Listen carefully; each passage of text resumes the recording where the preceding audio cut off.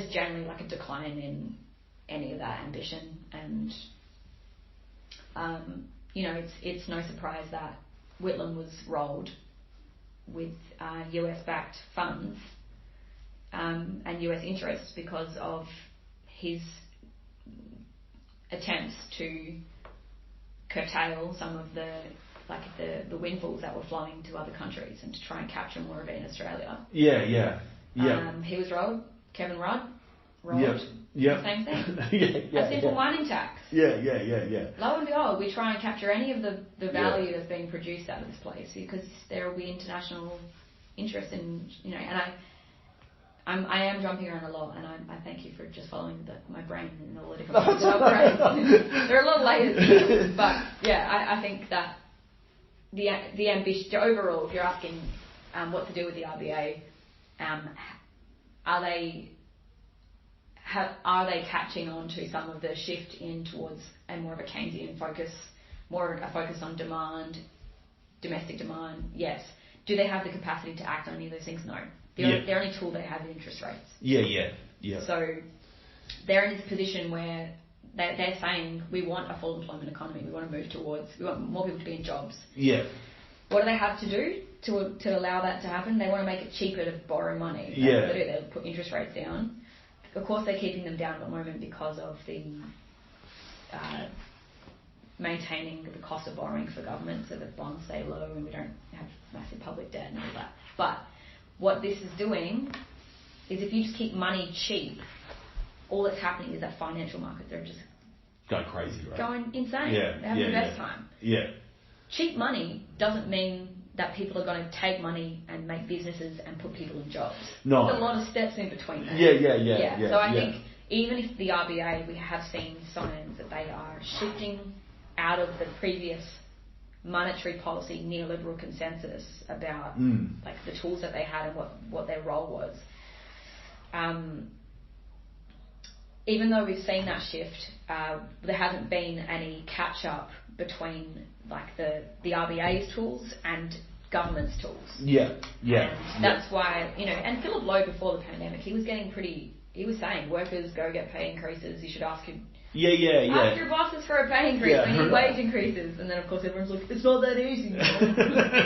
You tried working a job like Philly hasn't, right? He's never been out there and never tried to work in a standard job, right? So he's saying stuff like that. He said government needs to spend more money, like we need more fiscal spending. We can't just keep making money cheaper and cheaper. You've got to put some money into it. I think it's at various times he's advocated to end the public sector wage caps. He definitely has a position on that. And by all accounts, the latest comments were, well, perhaps we didn't fully comprehend just how much of a laser focus business had on reducing costs right now.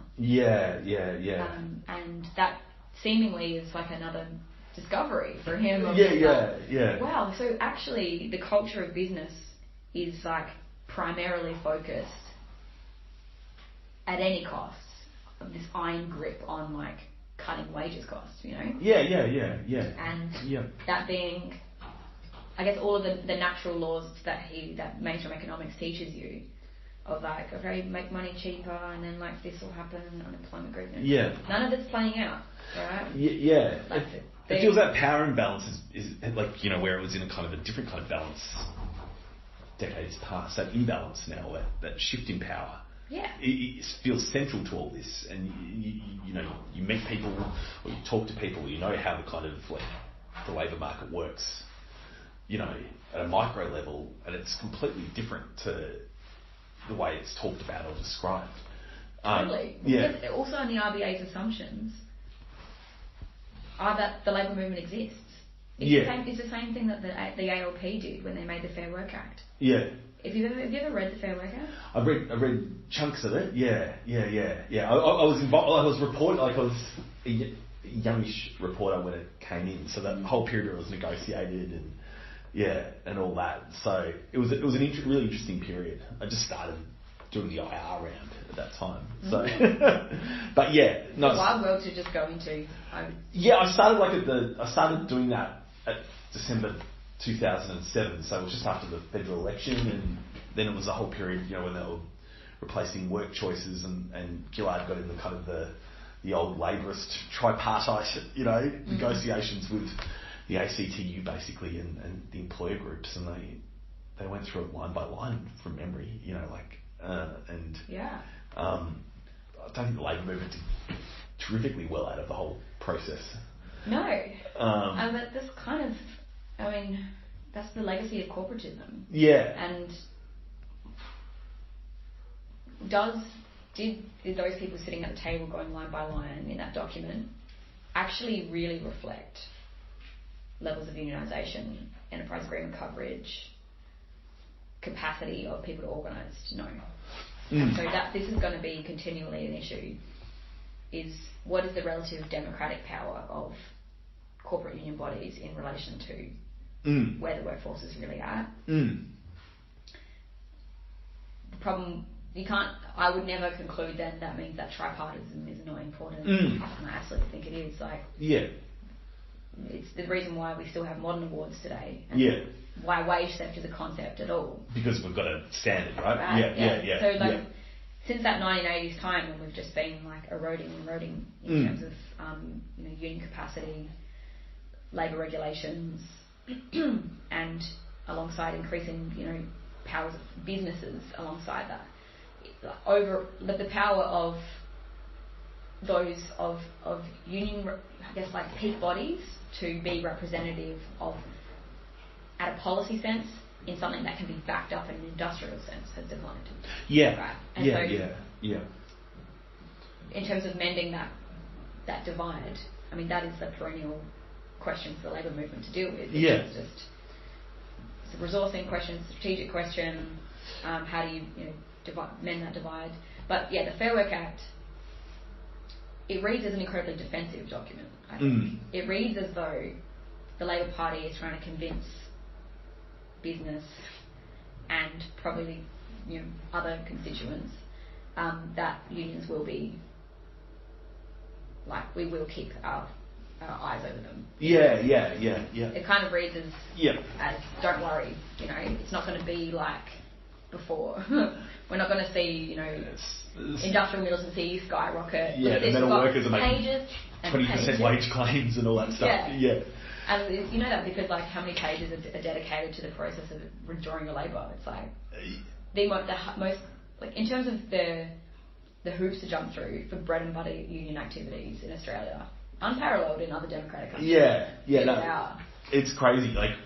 I've gone on strike 3 or 4 times, and not once has it been lawful because it's too hard. The history of strike action in Australia is unlawful strike action. Yeah. It was. No, unions never. There is a campaign demand, I think, among sort of grassroots levels for the right to strike, and a lot of the countries we point to as parallels are European Scando countries and stuff.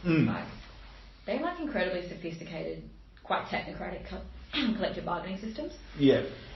And they observe human rights in a way that we don't in market-driven society. So Australia doesn't really have any precedent for lawful strike action. Yeah. At a time of great cooperation and mediated next steps in an industrial campaign. It's only ever been. It's a highly adversarial environment. Yeah. But not because unions have had to.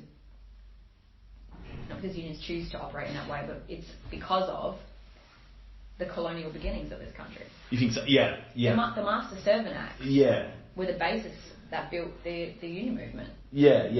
And the Master-Servant Acts were introduced after convict transportation ended because free labour couldn't be brought over anymore, and you had all these employers that were I just got my farm and I want my convict, and they were shit, we can't do it anymore. And so they were alright, we've got you sorted, we'll put in these Master-Servant Acts, which existed in other parts of the empire too. And they tied a worker to an employer. Yeah. And you could be thrown in jail for the smallest misdemeanors. Yeah. If you didn't rock up to work even if you had a good reason, like yeah. you're jailed. Yeah. It's like high, like carceral state.